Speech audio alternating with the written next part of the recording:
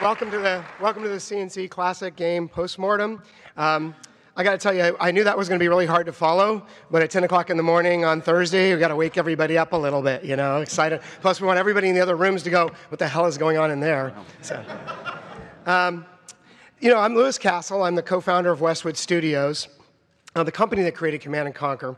And when I was, every year I'm on the game developers, the board, the conference board, and every year we talk about doing classic postmortems, and we talk about CNC. And the problem that I always have with CNC is that we've got some folks that aren't in the games industry anymore, and we've got other folks that just don't want to be on stage and talk about it. They're really important and pivotal to Command & Conquer. And so I just always said, no, I just really don't think it's right. But this year, and kind of serendipitously, I finally just said, you know what, I have a way of doing this. I figured out. What we're just going to do is we're going to go record all of these folks, the ones that we can, visual, video, and well as audio, and we'll put it all together into something, and that'll work. So it's a different format. You guys probably never see a GDC talk like this. If I had proposed it to myself, I'd probably refuse it, because it's too many people, too complicated, and really a live guitar? That's crazy. So, on the stage, myself, Lewis Castle, Frank Lepacki we've already talked about. We have Steve Wetherill, who's a technical director for Command & Conquer, and Eric Yo, who is a lead designer.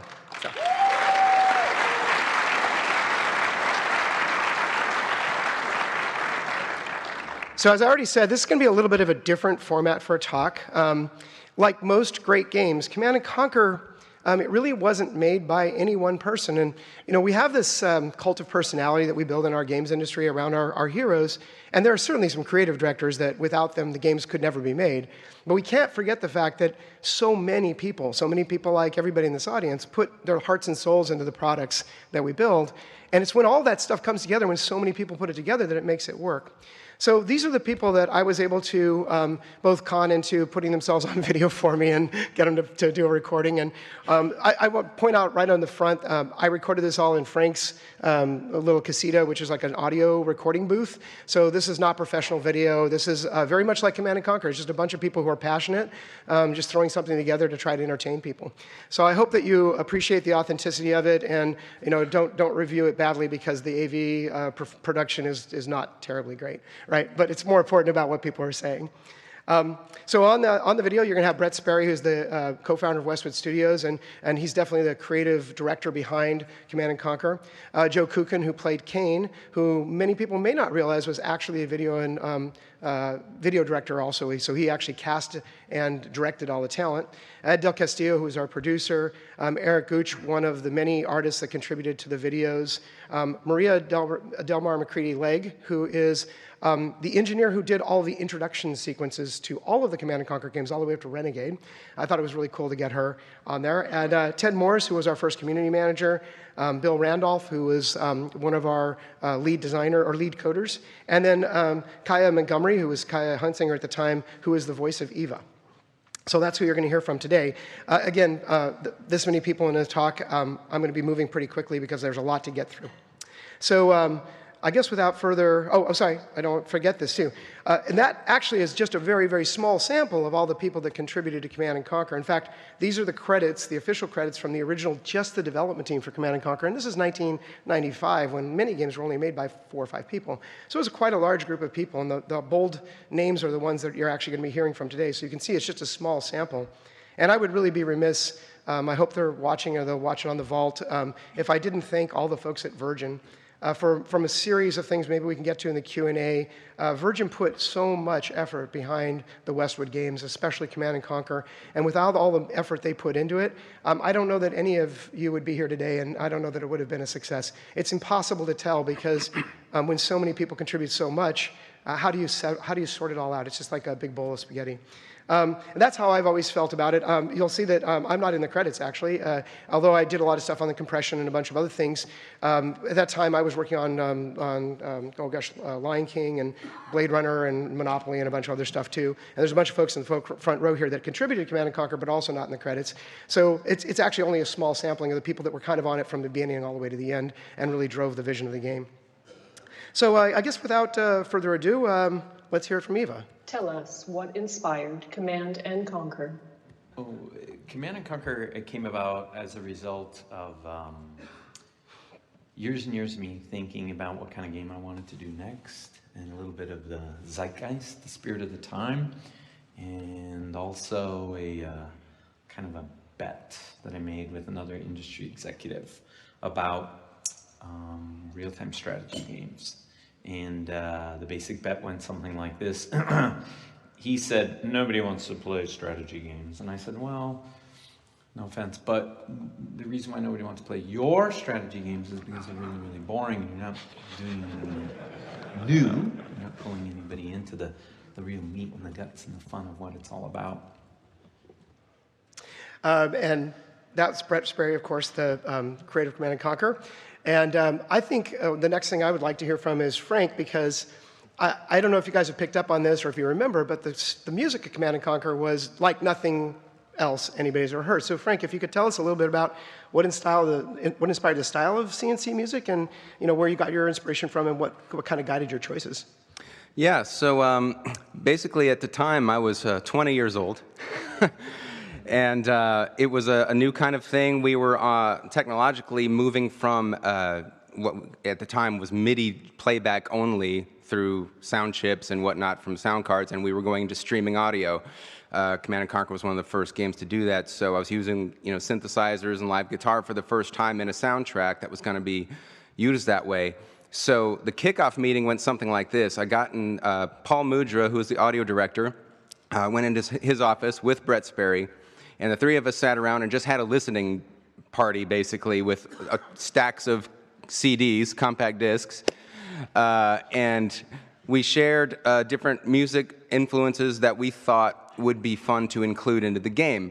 The only problem with that was it was all over the board. It was everything from movie soundtracks, orchestral stuff, to heavy metal, techno music, hip hop, and anything in between, ambient, moody stuff. And so the takeaway from the meeting was, okay, well, we figured out we like a lot of these different elements from all of these things. Why not try to put them all together and see what sticks? So it was a big experiment, really. And the cool thing about this process was that I was allowed to be experimental and have creative freedom to kind of do what I wanted with that. So that ended up being what CNC became, which was a variety of styles put into that game that were all allowed to coexist together and somehow made that environment work in that capacity. And then the other cool thing we added to that, of course, was the jukebox mode, which allowed players to select which tracks were their favorites that they wanted to go and annihilate their enemy to.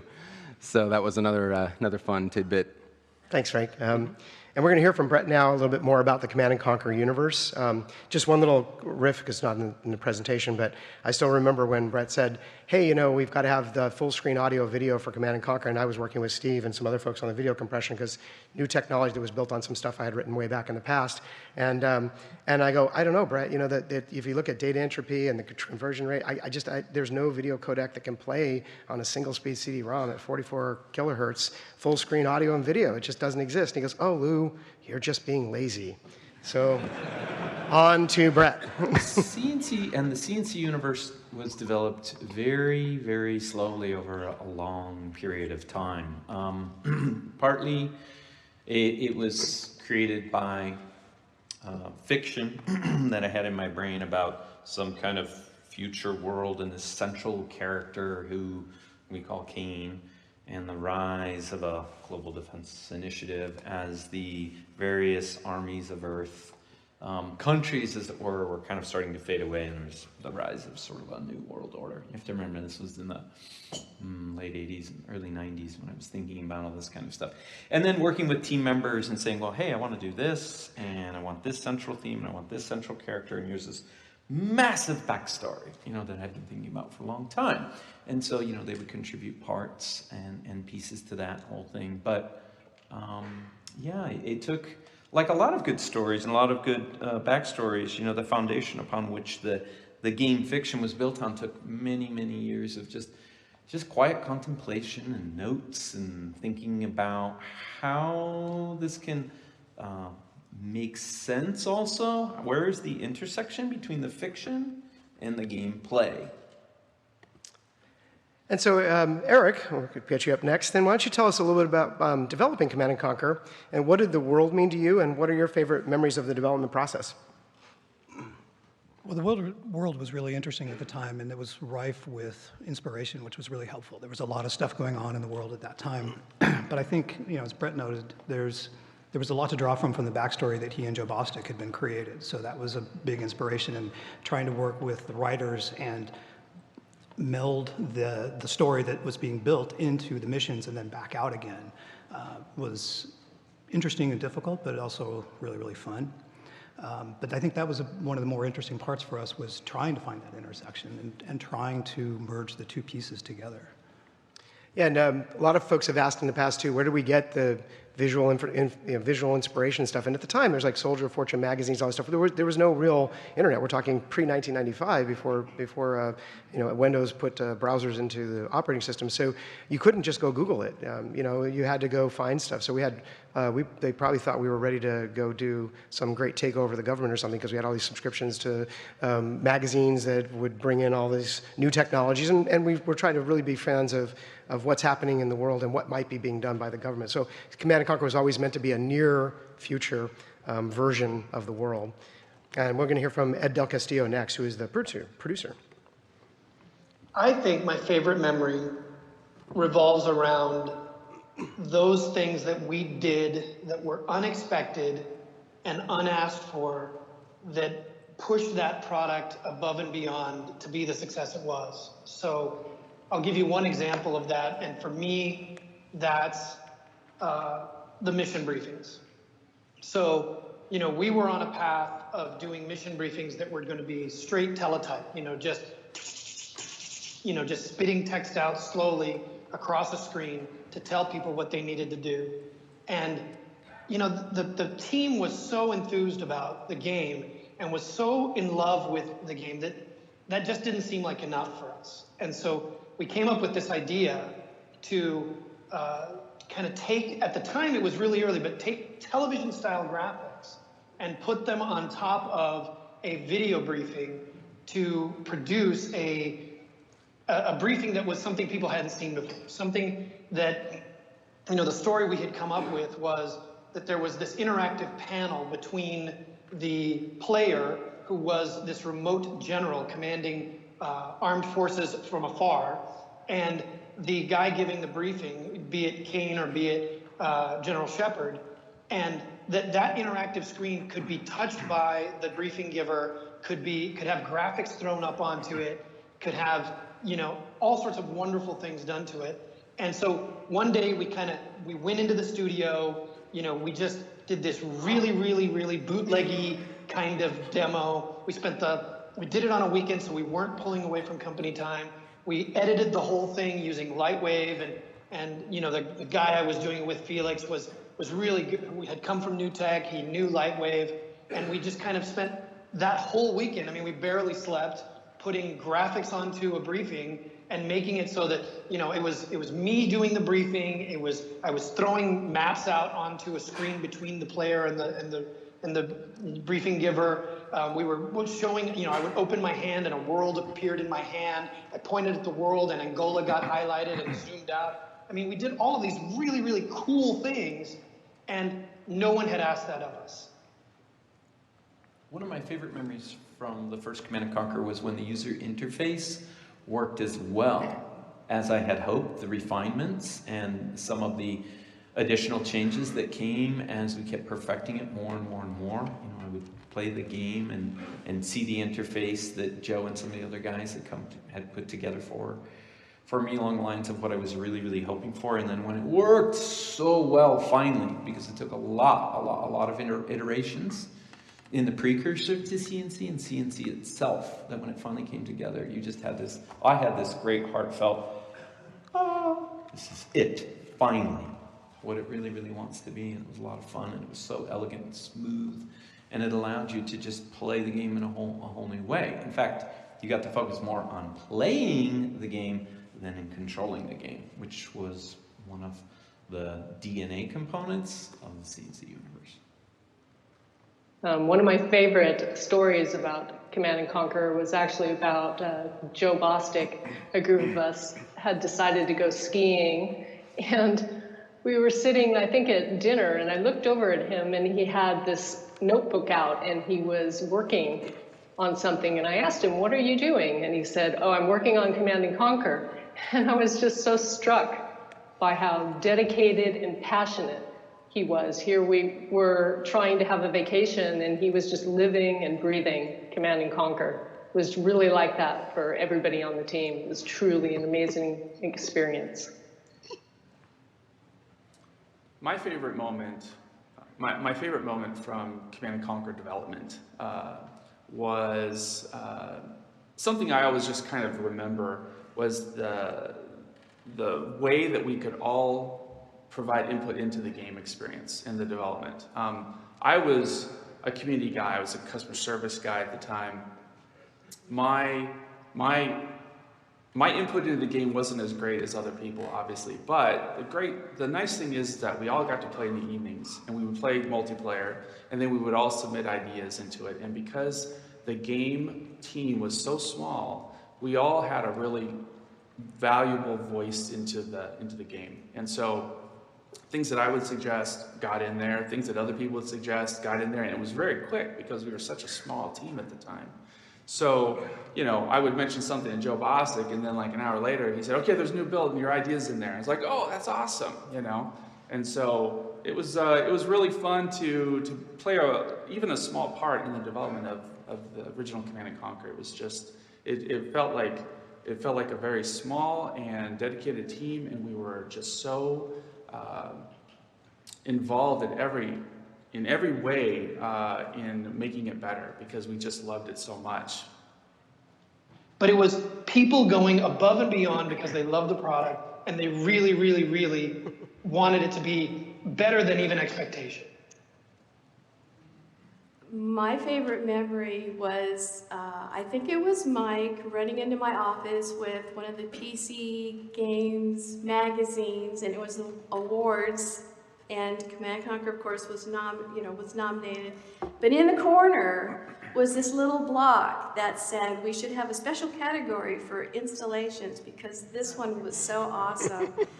And that just made me feel so good because somebody, the audience out there, the players appreciated all the effort that went into it. So that was a really good moment for me.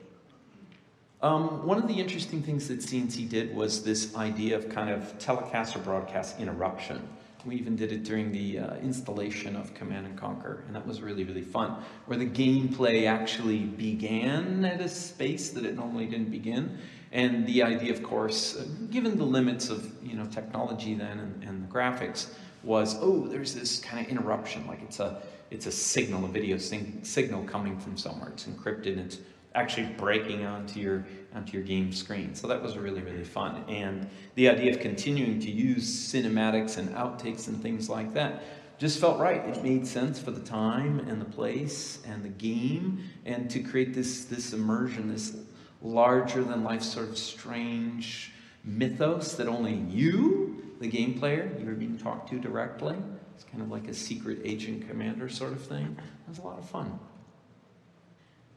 It started really with the art, because I would get all the art of what they wanted the whole thing to look like, and then I had to have them break those animations down into pieces. Then I used the last image of each animation as my background, because some of them already had built in where they wanted all the gadgets to be. So I had to basically do my gadgets on top of that background and fill it in. Sometimes they had invisible backgrounds, sometimes not, just depending on what they wanted to do. But that way we got through in pieces and sections, and as soon as that information was gathered, we play the next animation and seamlessly go into the next sequence.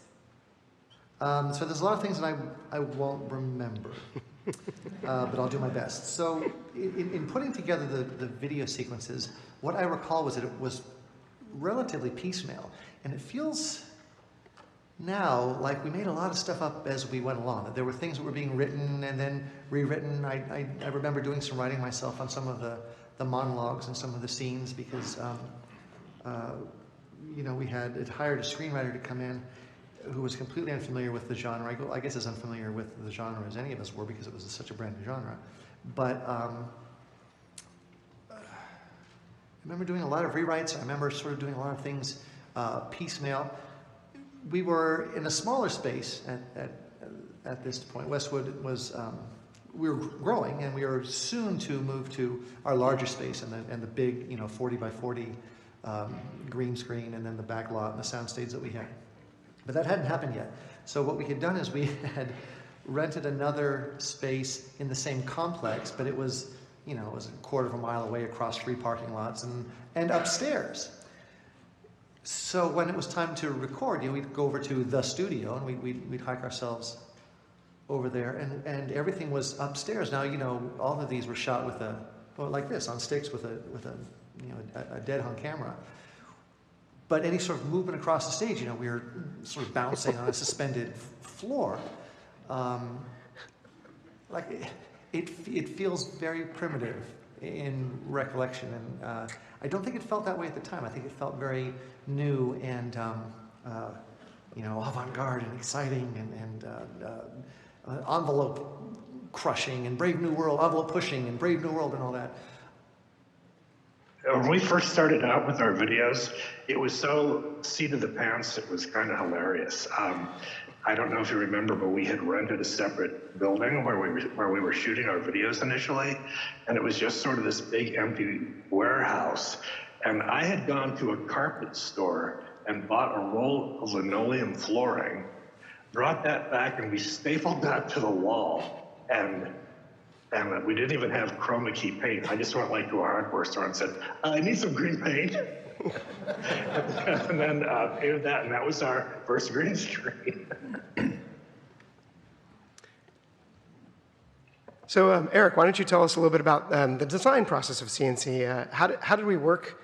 How did you guys work with the technical team, and how did you come up with the missions and deal with the AI and all those things? I think for me, it was probably one of the most collaborative games I've ever worked on. As other people have noted, the tech team was really approachable. So you could walk into Joe's office or talk to Steve and go, I've got this idea. And they'd look at you cross-eyed and say, oh, no, we'll figure it out. And inevitably they would. And one of the really great things was you could ask Joe for something and you'd get it really quick, and it would be like 90% right. There wasn't this high iteration back and forth where you had to go, oh, it's not really what I wanted, and this and that. And he'd add his stuff on top of that. So you get this really great collaboration of pieces parts. So that process was really seamless, and it wasn't necessarily by design. It was just we had such a good group of people that worked really well together. And the whole process felt like lightning had kind of struck. We had the right people working on the right product at the right time, and it just felt good. I don't remember any of the process being by design. It was just a group of people that had an idea and wanted to make it work. And as others have noted, we did a lot of stuff just unasked for and just because it sounded cool at the time. Thanks. And so Steve, why don't you tell us a little bit about your favorite memories and maybe some of the technical challenges and things that you guys might have run into? Yeah, so favorite memory for me is around the multiplayer. And many people over the years have told me that they played Command & Conquer in their dorm room. And it's always great to hear that. And I think there was a sort of a viral aspect to that too, because there were 2 discs for the game. You had the NOD disc and GDI disc.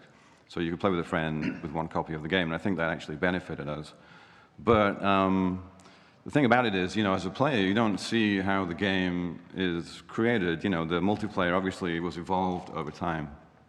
And so for me, I remember the very first time you could play multiplayer, and the only thing you could build were rocket soldiers. It was the only thing you could build.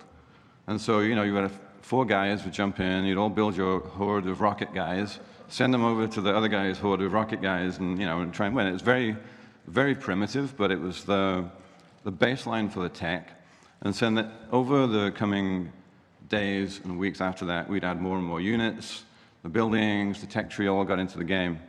And so the memory for me is sort of a realization moment that, every night after work, basically the whole company was staying behind to play multiplayer. And there's tons of excitement in the office, what new unit got added to the game, the commandos in the game today, you can blow buildings up, that kind of stuff. And lots of excitement using the company phone system, intercom, for the real-time communications. So, you're going to form an alliance with your friend and get the other guys, all this kind of stuff. And the realization was, wow, we're actually building something that's pretty freaking special. And it kind of hit me at that point that, wow, we got something very unique on our hands.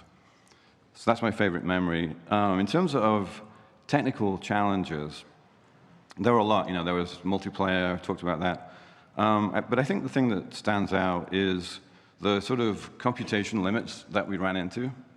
And I'll explain what I mean. So I think there were 3 components of that. The first one is all of the 3D animations that became like a signature part of the game, all of the mission briefings, all the tanks and planes, all this action going on. And of course, the artists wanted to render out these animations, and it was prohibitive. It took hours to render, seconds of animation. And so at the time, Autodesk came out with their network render functionality. So you could have a farm of machines, which we did. So we set up 10, 20, 30, 40 machines in racks, and it got bigger over time. I think we got up to over 100 machines eventually. Something like that. But we started out with these machines, and so the artists could then submit their animation jobs and get reasonable turnaround times.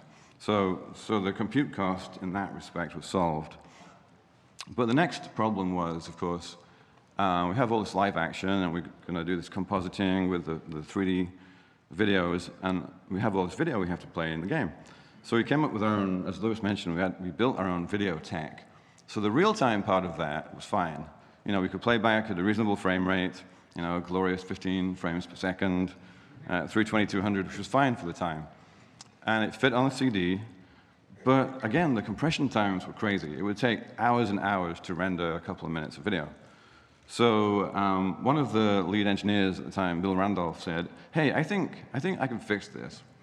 And so he spent some time, and he came up with a way of using the render farm to batch out the video compression. So we had these machines, and we could use them for the 3D rendering, we could use them for the video compression. But of course, the artists wanted to render their movies, and we wanted to also, the video guys wanted to compress their movies, and there weren't enough machines. So to solve that, we came up with a policy. We basically realized that when people went home in the evenings, there was a machine sitting there doing nothing. So we came up with this policy where when you left for the day, you ran your machine in VQ slave mode. So we went from 50 machines to 100 machines, and we were able to get decent turnaround time on the movies that way. So the third thing, though, we sort of ran into code complexity issues. So we were using C++. We were learning C++ and using every feature the language has. And so the build time started to increase, and we were talking about an hour-plus build time, which was crazy for us. So again, Bill Randolph, I think it was, said, hey, I think I can fix this. And he came out with a way of using the render farm and the slave machines to do distributed builds. So we got the build times, we could build in parallel, and it brought the build times down dramatically. And a sort of interesting footnote to that, I was talking to the Petroglyph Games guys the other night, and you guys may have heard they're doing the CNC HD remasters. And so it's come full circle. Petroglyph is basically the sort of continuation of Westwood. I guess the co-founders of Petroglyph are from Westwood, Mike, Joe, and Steve. And I was talking to Steve, and I said, I'm going to be talking about the build time problems we had. And he said, oh, yeah, we're working with the original CNC source code, and it takes 5 seconds to build. So I guess that's 25 years we'll do that, right? That's awesome. Just a bit off script here, too. The thing that was really funny, eventually we had hundreds of these Pentium 90s in racks, Gorilla racks, all lined up. And they were sitting in an area that was kind of a common area. And what was happening was we got toward it was fine in the winter in Vegas, but it was started getting toward the summer. These are basically little BTU farms, and they were driving the heat up in the building. We were basically cooking ourselves with our computers. And so we created our own zero pressure room by taking a small room, closing it all off, having a big air conditioning unit added to the roof. It was like a 15-ton air conditioning unit, and having only little slits at the door, at the bottom of the door with a brush was the only way for the air to get out. So you would actually open the door and you feel a pop, and that cold air would come in and cool off the whole room, and it had no return air, Mike Ligg, no return air. So anyways, we have a little bit more from Brett. We all played every single night, and as you can imagine, probably we already got a sense of Brett's personality. So I wanted to conclude this little clip here because he talked a little bit about his play sessions at night. I know it sounds like bragging, but I could beat almost anybody, head-to-head, playing any side, anytime. Every time there would be this argument, because I had this big, I had these strong feelings about what makes a game balanced and what made our game really, really balanced and fair. And so every now and then somebody would challenge me and say, hey, Nod is stronger than GDI, or this unit's better than that. And I said, no, you're not taking the unit on its own merits, and watch, and we'll just play head-to-head. And so we would. I beat everybody every time. I used to be Overlord. I think Brett's very Overlord, yeah. Yeah, his memory's a little fuzzy, I think. It might be a little fuzzy. Brett does have his own version of reality that is, it's very, very cool. So, Steve, why don't you tell us a little bit about the technical challenges that you, Joe, and the team faced? I think there was actually two. There's the networking stuff, because there were multiple networking layers, and then there was pathfinding stuff. Yeah, the networking was interesting. It was pre-internet, so we had local area network play with IPX. And then we supported modem and null modem connections. So, the latency and bandwidth characteristics of those are very different. And we would add a bunch of stuff that worked great in local area network, and then poor Dave Detmer was doing the modem connection stuff. And he's like, there's too much data, it will never work. Yeah, so we spent a lot of time with trying to figure out ways of minimizing the amount of stuff that was sent over the wire. And unfortunately, one of the things that we didn't get into the game that we wanted to get into the game was internet play. But that would follow in Red Alert. We figured that out. So yeah, some interesting challenges there with the networking. And the pathfinding stuff, it was a challenge. I was generally pretty pleased. I mean, you could select, 50, 100 units, and they behaved in a pretty solid manner, and they would path around each other, and there were no practical limits on how many units you could select, and they would behave predictably, except maybe for the harvesters, which sometimes had a mind of their own. Me and Steve Wetherill and Jonathan Lanier were pulling an all-nighter trying to find a bug. And we left the office around 2 a.m. to go get donuts to try and keep us awake, because we thought donuts would keep us awake, I guess. And I had this car that I'd inherited from my dad. It was a really hideous car, but it was the car I drove. So we hopped into the station wagon and drove to the donut place, and it was 2 a.m. and we were leaving, and I got lost in the parking lot, and I couldn't find the way out. And so one of the guys says, "What are you, a harvester driver?" And from that moment on, that car became known as the Harvester. How did the cast of CNC get assembled? So casting was kind of a challenge. I had come from a theatrical background. The entirety of my career was spent either in teaching or directing in theater in Las Vegas. And so I had some access to actors, but a great many of them were community theater actors. They were hobbyists, people that were bankers during the day and actors at night. So sort of reaching out into the professional acting community of Las Vegas, another brave new world for me. So I talked to the talent agencies in town that I was familiar with, and we set up auditions, and we started bringing people in, and we found pretty quickly that, we started getting access to some of the performers on the strip that were looking to expand and do some things. Eric, I can't remember Eric's last name, played Shepard. He was actually one of the Blues Brothers impersonators back in the day when Imperial Palace was doing impersonator shows. So he came from that call. A lot of the performers were people that I knew. And truth be told, a lot of the performers were people that were in or around Westwood at the time, because it was just easier to snag somebody once a script had been finished and bring them over, to the studio for a quick recording session. Joe Kukin was in my office one day, and we were talking about some shots that were coming up, because we rendered our own background plates, And then after we shot green screen, we would drop that footage into those plates. So we're talking about some plates. And Joe said something like, and that's when we see Seth. And then he stops all of a sudden. He's like, oh crap. I'm like, what? He said, we forgot to cast Seth. And I'm like, who's Seth? And he looks at me and he goes, you could be Seth. Do you want to be Seth? So I said, yeah, sure. So that's how Seth started. Well, I was working at Westwood at the time. I believe I had been the receptionist for a while, and so my voice was on all the away messages and voicemail messages for Westwood.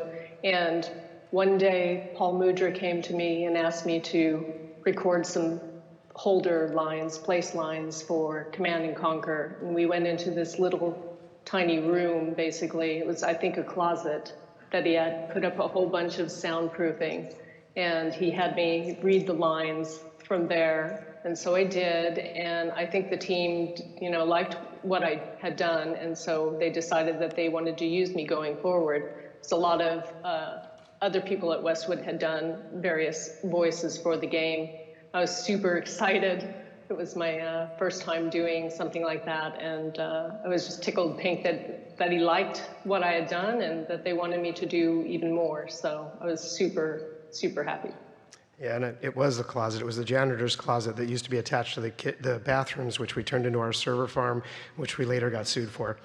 We brought in an orangutan, and we'd shaved the orangutan down. And we put the orangutan in front of the camera, and we put a whiteboard with the cane lines over the orangutan, and so that we would wipe them off and change every line. But when we compressed all that down into the game, you couldn't read the lines at all. The orangutan was great. Don't get me wrong. Everyone loved the orangutan. I think his name was Sparky, Sparky. Anyway, everyone loved the orangutan. But we couldn't read his lines, so I went in and I dubbed all of the orangutan's lines, and we had a guy in a green screen glove come in and move the orangutan's mouth like this, just move his lips, while I would say the lines.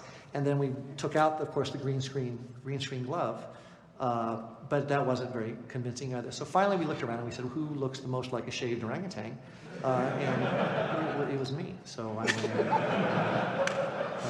Because of my, and if you look at the original game, a lot of people don't know this. If you look at the original game, a lot of those sequences, we have used some of the frames of the orangutan and just switched me out really quickly, and it's nearly impossible to tell the difference. It was really. Remind us what it was like to work on CNC. Actually, that I'm really, really, really demanding, and I'm in everybody's little details, and I'm very, very specific about what I want, so it can be at times a little bit challenging. But you know what? In the end, that's how we kind of got to create this amazing, amazing game. The meetings where we would all get together with Brett at the head of the table. Yeah. Some of us used to call those the Savannah meeting, because the way we would say it is, there was this hungry lion who would come into the room, and he was always looking for the slowest moving gazelle. And it was everybody's job not to be the slowest moving gazelle, because the lion was going to eat. No matter which day it was, what meeting it was, the lion was going to eat. It was just a matter of who he was going to eat. The dinosaur levels came about through this odd way where Joe Bostic introduced a little bit of code, and there was a little bit of art for a couple of dinosaurs. And I learned about it when I stumbled across this in the code, and I asked him about it. And he told me, yeah, this is a little Easter egg we're putting in, but Brett Sperry doesn't know, so you can't tell him. So I said, okay. But then the art guys made a big art plate for the sidebar that was an homage to the Jurassic Park logo. And they made more dinosaurs. And then the sound guys got involved and made sounds. And then the video guys got involved and made a whole video. And at this point, Joe and I realized Brett still didn't know about this. And when he found out, we didn't know what was going to happen. And we were both really scared about what was going to happen because we were ending up using company resources on this dumb little toy. So one day in QA, a bug caused that sidebar art to reveal. And suddenly the sidebar became a big dinosaur head, and Brett was there when it happened. So he and some QA guys showed up in our office, and he was pretty mad. He pulled Joe into his office, and they closed the door, and I don't know what all was said, but when Joe came out, he looked pretty shaken. And I said, Joe, what happened? And Joe said, we're pulling it all out. We're taking it all out. It's just gone. It's over. I'm like, what?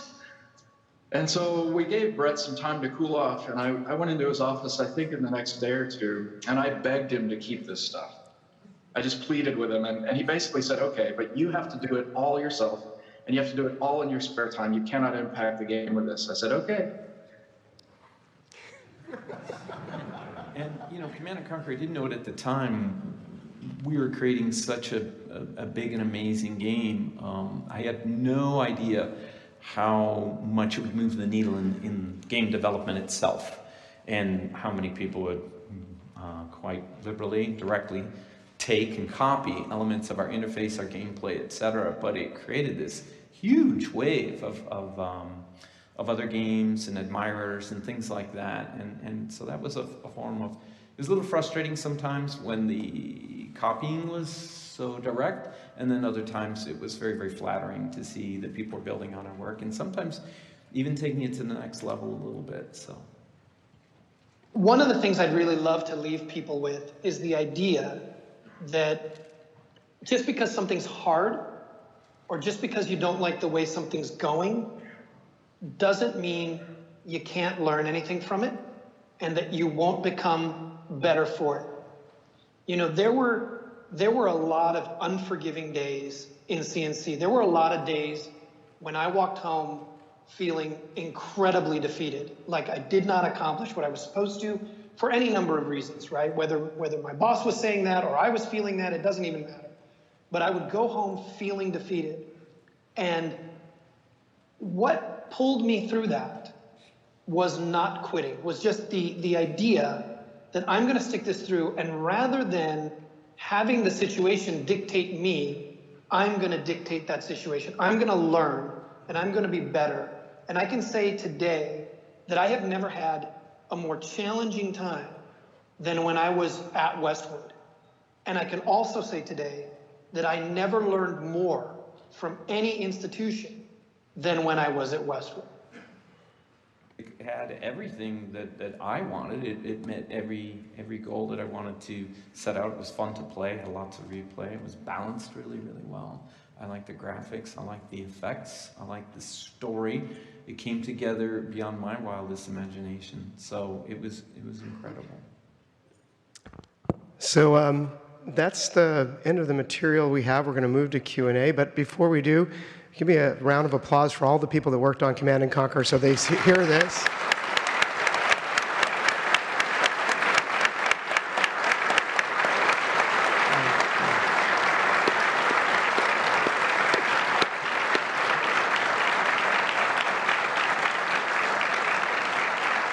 And as a good advisory board member, I always like to leave a little bit of time for questions. So we have about 5 minutes because there's a special thing we want to close with just before the end. So if there are any questions, there are microphones. Some people have already figured out they can stand up to them, and we'll be happy to answer those to the best of our ability. Thankfully, we don't have to worry about lawsuits anymore, so we can be pretty candid. Hi, I just wanted to say to Frank, your song Mechanical Man is incredible.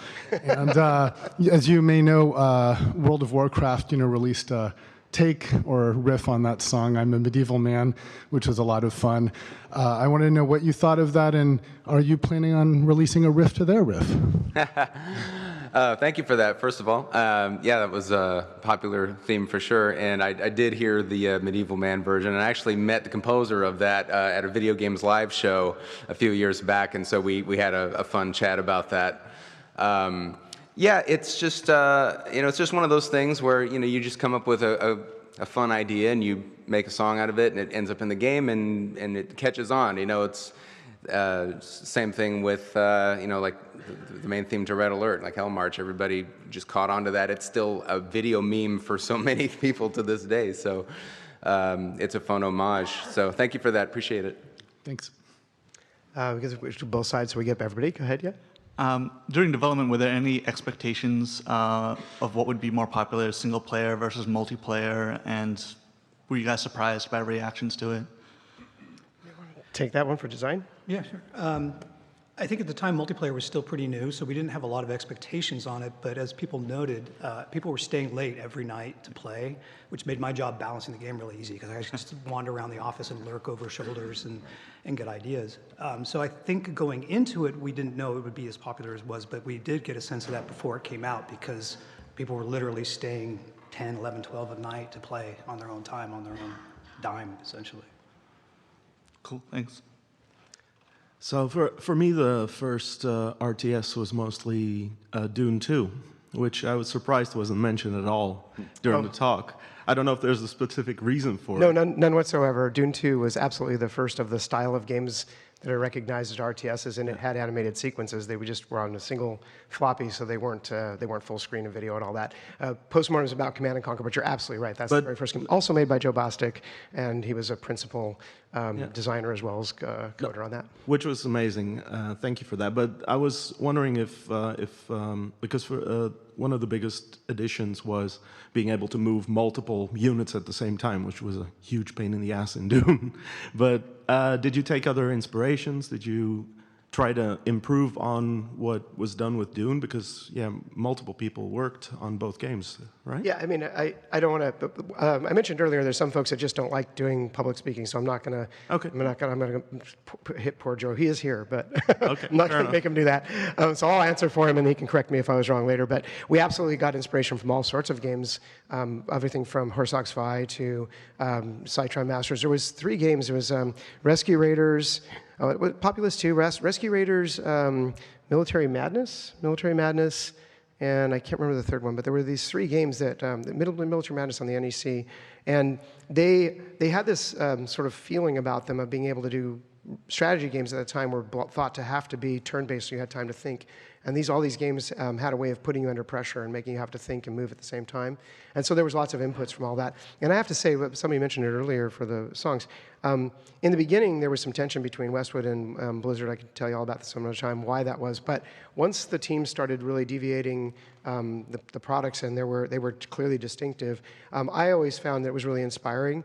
And having another company out there that was trying to one-up the game really made you work a little bit harder. And I think healthy competition is really important in any medium, and it's great to have somebody like Blizzard that kept us on our toes, and each time we would want to outdo each other. And obviously, you see where they've gone as far as quality as one of the most revered and rightfully so game companies in the world. So yeah, we took inspiration from all sorts of places, and I don't know if you guys want to add anything. Yeah, if I remember correctly, I could be misremembering, but I think early on with CNC. We wanted to make it so you didn't have to sort of repeatedly click on the sidebar to the actions. So I think the early versions of the games, you could click a unit and move it, but you could not drag select. And the drag select was added, it's like, hey, what if, it wasn't sort of a design, it wasn't sort of, hey, we will do massive drag select. Well, we experienced the same pain that everybody else was experiencing. Yeah, it's like, we want to move a lot of stuff at once. So I kind of have this memory of staying late one night and sitting with the engineers, and it's like, what if we just try drag select? And we just put it in, and it seemed very natural, and we went with that, obviously. So yeah, but I think initially we had, it was more context-driven way. You could click on a unit and then click move, but it still didn't feel quite right. And so the drag select, I think, made it a lot more fluid. Absolutely. Thank you very much. Thanks. Somebody here? Thank you all, and I got to say that Command & Conquer had a big influence on not only me, but also my entire family, and our go-to was always Red Alert. So if Red Alert came out, as I'm just sort of double-checking, Red Alert came out in 1996, but you mentioned that making Command & Conquer, which came out in 1995, took a long time. Can you talk a little bit about the sort of the transition into the second game and what was easy to redo and what wasn't easy to redo? You want to take it? Yeah, I think, and again, it's been 25 years, so my memory is hazy as well. As I recall, Red Alert was originally going to be an add-on to Command & Conquer. That's right. And it just kept growing and taking on a life of its own and eventually became its own product. But yeah, originally we were just going to do a release for the 50th anniversary of World War II or something. Yeah, I think it was supposed to be like a 4-month project. Actually, I can add a little bit because the original one was supposed to be, I told you earlier, the inspiration, a lot of discussions with Brett about the near future technology that was just around the corner. That was Command & Conquer was supposed to be just beyond reach. We could imagine it existing today. And so Red Alert, as we were doing historical research, came up quite a bit that there was a lot of stuff like the Philadelphia experiment and most of the stuff in the original, in fact, everything in the original Red Alert was actually, somebody thought that would work, right? So that was the fun of it, was like the attack of the 50-foot woman, the 50s where science was kind of like magic, anything could happen.